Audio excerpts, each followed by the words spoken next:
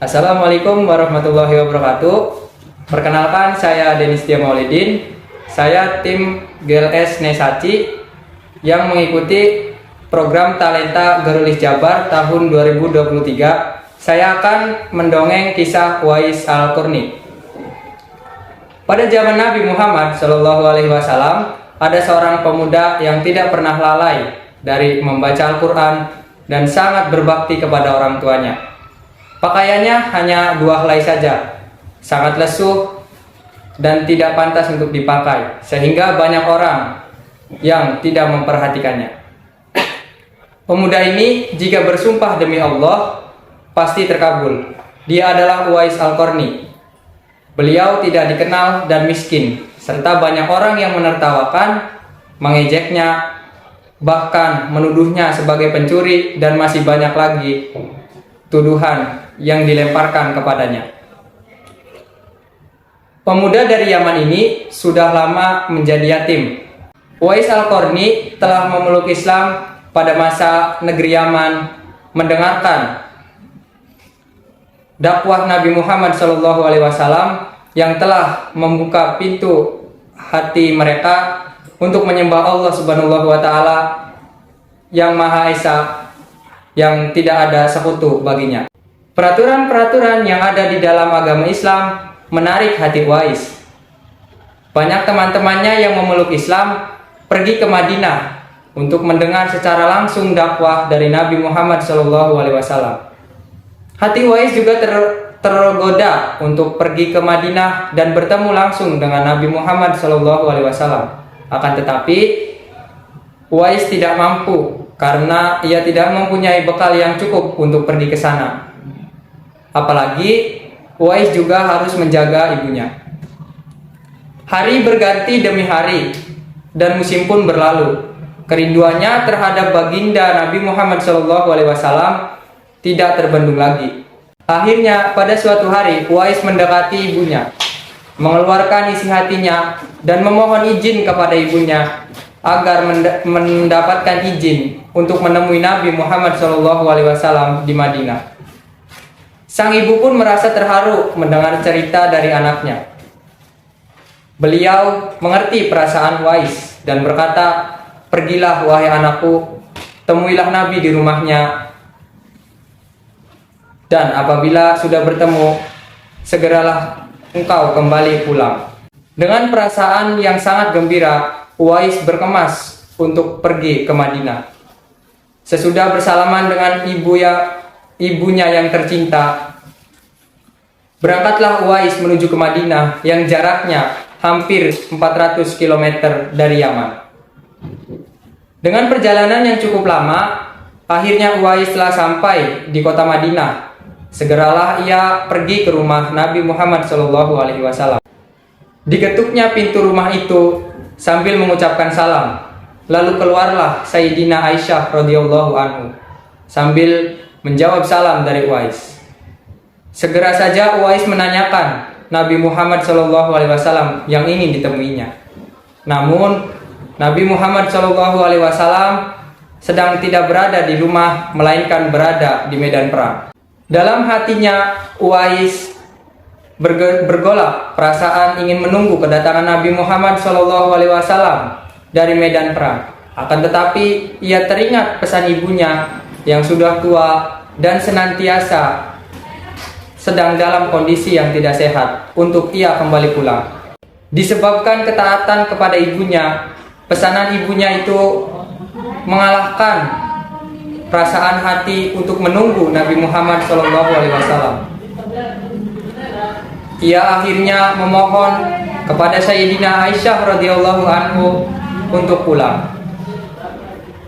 Sepulangnya dari medan perang, Nabi Muhammad SAW bertanya tentang kedatangan seseorang yang ingin menemuinya. Kemudian Nabi Muhammad SAW menjelaskan bahwa Uwais Al-Qarni adalah pemuda yang taat kepada ibunya. Beliau adalah penghuni langit. Setelah mendengar perkataan yang diucapkan oleh baginda Nabi Muhammad SAW, Sayyidina Aisyah radhiyallahu anhu dan sahabatnya tertegun seketika.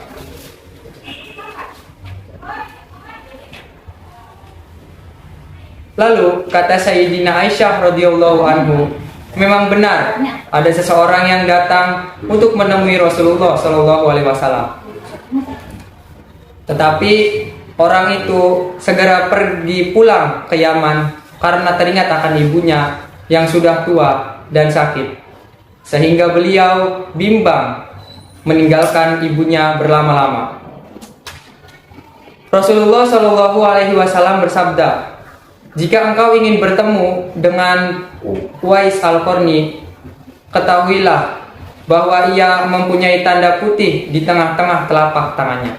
Sesudah itu, Rasulullah Shallallahu Alaihi Wasallam menatap ke arah Sayyidina Ali dan Sayyidina Umar, lalu bersabda, apabila engkau bertemu dengannya, mintalah doa dan istighfar untuk kalian, karena dia adalah penghuni langit, bukan penghuni bumi.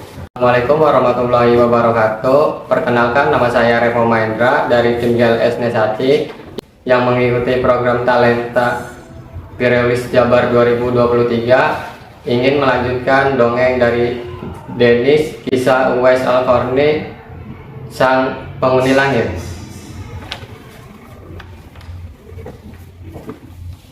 Suatu ketika Uwais Al-Qarni turut bersama rombongan kafilah menuju ke kota Madinah. Melihat kafilah yang datang dari kota Yaman, bersegeralah Khalifah Umar dan Sayyidina Ali mendatangi mereka dan menanyakan apakah Uwais turut bersama mereka. Rombongan itu menjawab, ia ada bersama mereka dan sedang menjaga unta-unta mereka di perbatasan kota. Mendengar jawaban itu, mereka berdua bergegas menemui Uwais Al-Qarni. Setelah sampainya di sana, mereka berdua memberi salam, namun rupanya Uwais sedang melaksanakan sholat. Setelah mengakhiri sholatnya, Uwais menjawab kedua salam tamu agung tersebut sambil bersalaman. Sewaktu berjabatan, Khalifah Umar segera membalikkan tangan Uwais untuk membuktikan kebenaran tanda putih yang berada di telapak tangan Uwais. Sebagaimana yang telah oleh baginda Nabi Muhammad SAW, memang benar dia adalah penghuni langit. Dan ditanya Uwais oleh kedua tamu tersebut, siapa nama saudara? Lalu jawab Uwais, Abdullah. Kedua sahabat itu tertawa dan berkata, kami juga Abdullah, yakni hamba Allah. Tapi siapa namamu sebenarnya? Lalu Uwais berkata, nama saya Uwais Al-Qarni. Panjang perkenalan mereka, tahulah mereka bahwasanya ibu Uwais telah meninggal dunia. Itulah sebabnya beliau baru dapat turut bersama rombongan kafilah dagang itu. Akhirnya Khalifah Umar dan Sayyidina Ali memohon untuk agar doakan mereka. Uwais enggan dan dia berkata, sayalah yang seharusnya meminta doa dari kalian. Mendengar jawaban dari Uwais, Khalifah Umar berkata, kami datang ke sini untuk mohon doa dan istighfar dari Tuhan. Disebabkan didesak oleh kedua sahabat itu, Uwais akhirnya mengangkat tangannya dan berdoa, lalu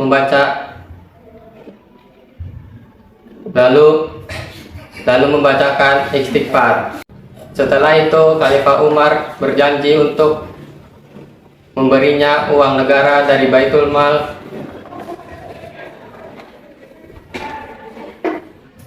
kepada Uwais sebagai biaya hidupnya.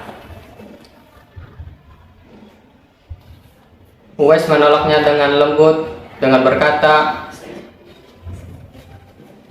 hamba mohon supaya ini saja hamba dikenal orang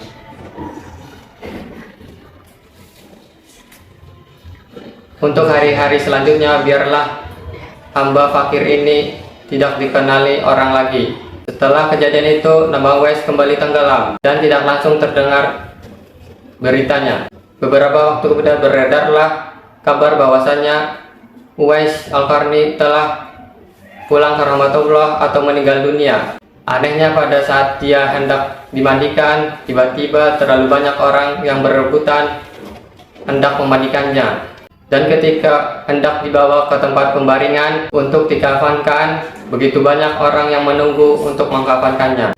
Demikian pula ketika orang pergi hendak menggali kuburannya, di sana ternyata sudah ada yang menggali hingga selesai. Ketika usungnya dibawa ke tempat kuburan, luar biasa banyak orang berebut untuk mengusungnya. Meninggalnya Uwais Al-Qarni telah menggemparkan banyak masyarakat di kota Yaman. Sedemikian banyaknya orang yang tidak dikenal mengurus makamnya dan kuburannya. Padahal Uwais adalah orang fakir yang tidak terlalu banyak orang yang mengenalnya. Sejak ia dimandikan, sampailah jenazahnya diangkat ke kubur, ada saja orang-orang yang telah siap melaksanakannya terlebih dahulu. Penduduk kota Yaman tercegang dan tertanya-tanya, siapakah sebenarnya engkau Uwais Al-Qarni? Bukankah Uwais yang kita kenal hanyalah seorang fakir yang tidak memiliki apa-apa, yang kerjanya hanyalah sebagai pengembala kambing dan unta? Tetapi ketika hari wafatmu, engkau telah menggemparkan penduduk Yaman dengan hadirnya manusia-manusia asing yang tidak pernah kami kenal. Mereka datang dengan jumlah demikian banyaknya. Mereka adalah para malaikat yang diturunkan ke bumi hanya untuk mengurus jenazah dan pemakamannya. Baru saat itulah penduduk Yaman mengetahui siapa Uwais Al-Qarni yang ternyata tidak terkenal di bumi tapi terkenal di langit. Sekian penyampaian dongeng dari tim GLS SMK Saci. Semoga kita dapat mengambil hikmah dari apa yang telah kami sampaikan.